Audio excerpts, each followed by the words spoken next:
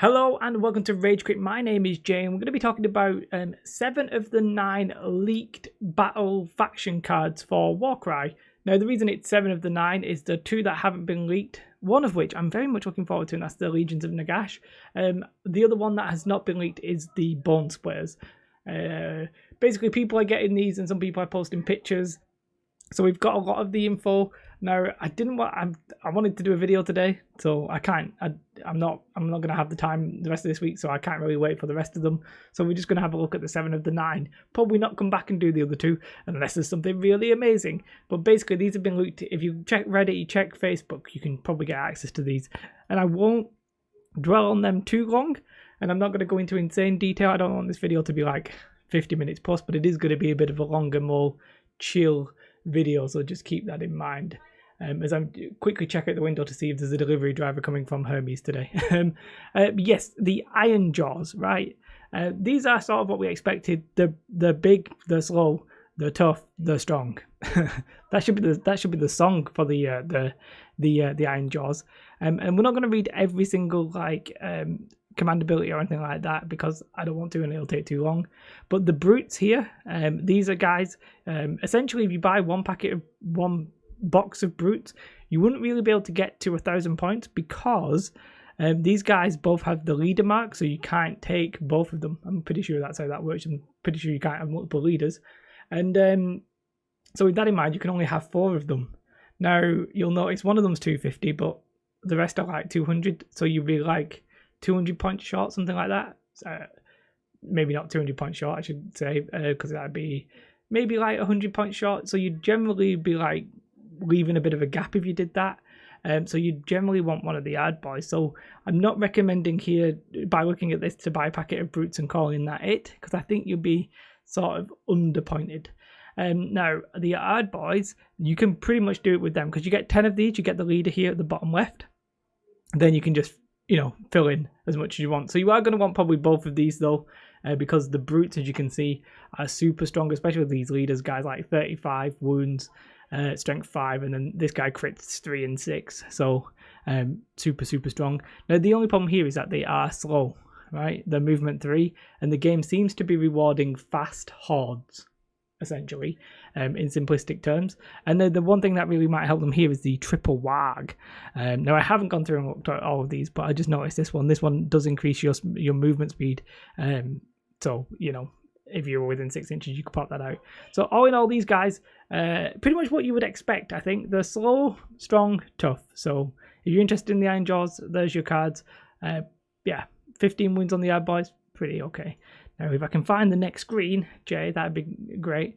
And now we have the Nighthorn, which I don't know too much about. I don't know which ones are the Chain Rasps, and I think these are the Spirits. But these guys to buy are a little bit weird. You can buy one pack of maybe these guys and be done if you wanted, but I'll have to go through in detail and look who you can actually buy for like reasonably price.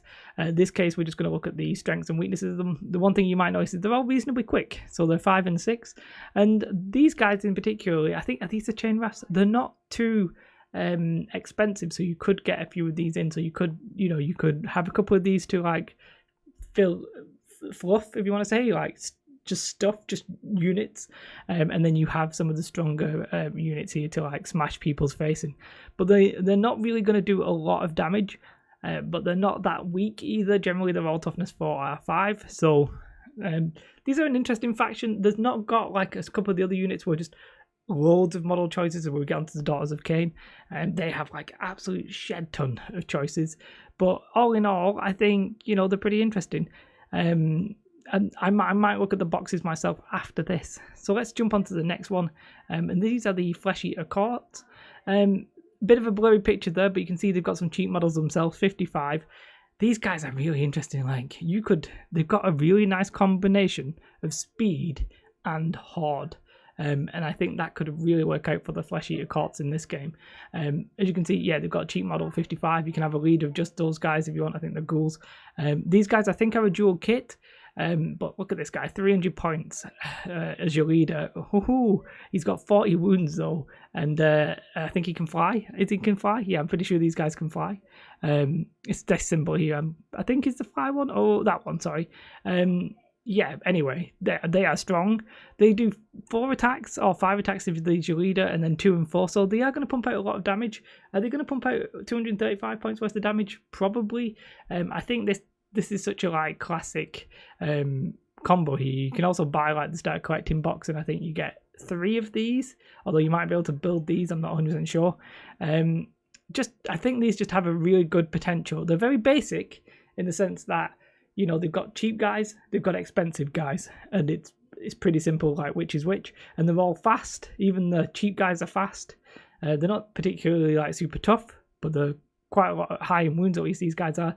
These guys not so much, and I'm sure their abilities are pretty interesting. But we're not going to spend too long on them because, as I said, I don't want this video to be ridiculously long. Moving on to the Daughters of Cain. Well, I mean, how can you even talk about these? You've got like your basic like elves. At like 65, 75, and I think the leader there is 115. Don't exactly quote me on that, not 100% sure. And there's just so much going on here. It's such a complicated faction to look into, but you can pretty much do anything you want. They are essentially, though, the definition of like glass cannons. They all have very low wounds. The main guys, girls in this case. But yeah, toughness 3, toughness 4 on these, but again, 8 wounds. They're not going to live very long. For 75 points, you can only really have, what's that, maybe 11, 12 of them, something like that. So yeah, I'm not convinced by the strength of this army because I feel like they're quite weak, but they can do the horde thing quite well, and they are reasonably fast. So I don't know, a nice combination of the cheap elves combined with, I have no idea what these guys are called, the snakes and the flying people. No idea what they're called, but they are quite strong. This one though, with 175 points for 10 wounds. Oh, can you see that one? Just absolute no. I don't agree with that at all. That is so glass cannon. It's unbelievable. Although it does appear to be maybe range 2 maybe. Could be further than that. Not 100% sure. It's interesting. I could be completely wrong, but these almost seem a little bit too weak in terms of how much damage they can take. But I could be completely wrong about that because they do again have that combination of being able to do cheap-ish people with strong units, and that I think is what you're really going to want in the game. But it's, you know, the game's not properly even out yet, so it's a bit early to talk about that. Now these guys, people are saying these guys could be very easily the number 1 because they can do it all. They have some random units here with the 5 attacks at strength 5 doing 2 and 4. You know, they've got that if they want it. Not necessarily that's like the leader, but they have that in the list. And then they also have probably, I think, maybe the cheapest units in the game at 45, potentially. Yeah, so they definitely can do it all. They're not the normal gobbles move 4, which seems to be average, and the mounted ones are obviously a bit faster. Yeah, they are definitely interesting. Sneaky Stab is an interesting one just to quickly shout out, as it lets you, if you do a crit, by hits and critical attacks. Yeah, so when you attack somebody who's in range 1 of you, when you do hit or crit, you do the damage equal to that quad. So if you get if you roll 4 6s, quad 6, you could be doing 6 damage, which would be per actual wound, which would be very, very interesting. I say wound, you know what I mean? When you succeed on a hit, you add that on. So that could be definitely a damaging ability there to really KO somebody in one turn. But all in all, they're 8 wounds, but we've seen that before. It's not necessarily a problem. They movement 4, and then that 3 attacks, strength 3, doing 1 and 2. What do you expect for 45 points? They have the potential because they've got all these the squig riders as well. I think there's potential here. They're not, for me, I don't really want to paint gobbles in my life, but I could definitely see how these could be reasonably strong. So, you know, that's one thing to consider. I'm trying to get on to the next page very subtly. So there's Doncaster Tunnels. I mean, they don't have the standard generic Stormcast units in there, but they are looking pretty strong anyway. The one thing to note here again, they have a 45-point model.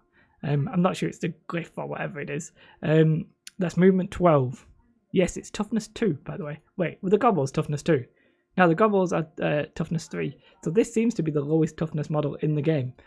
Toughness 2, so everything is literally going to hit it on 3s as far as I can work out. And it only has 6 wounds, so it has the lowest amount of wounds.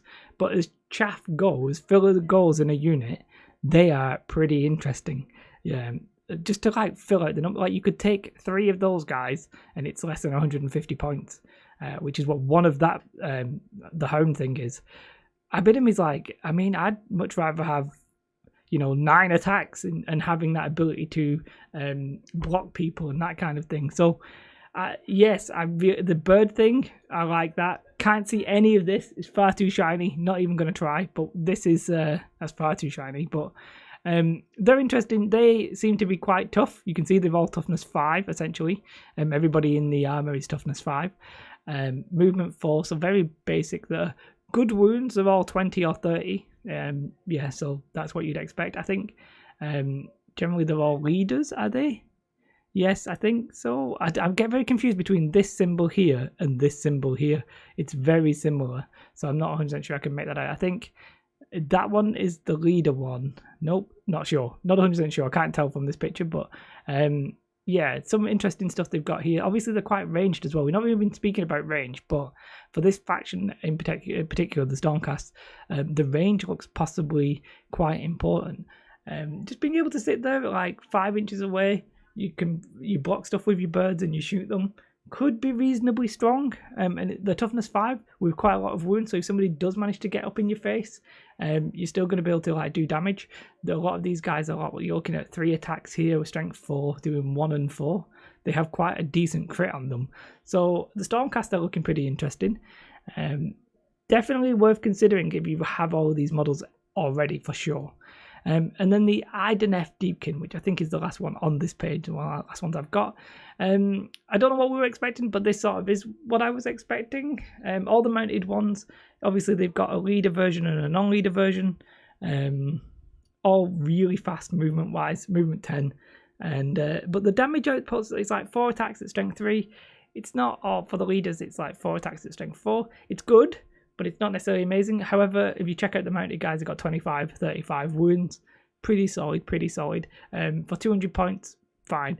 So I think somebody was also complaining that if you bought a box of these, you would, I think the article says you'd be able to have a unit, you'd be able to have a force. That doesn't really seem to be the case. Yeah, because it seems like you can only have 1 leader, and then I think you only get 3 in a box. Not 100% sure, I could be completely wrong about that. And if you only get 3, then, you're only at, 700 points? So you're going to need something else. But the interesting thing about these guys, again, though, they have the strong, fast unit, but they're a bit expensive.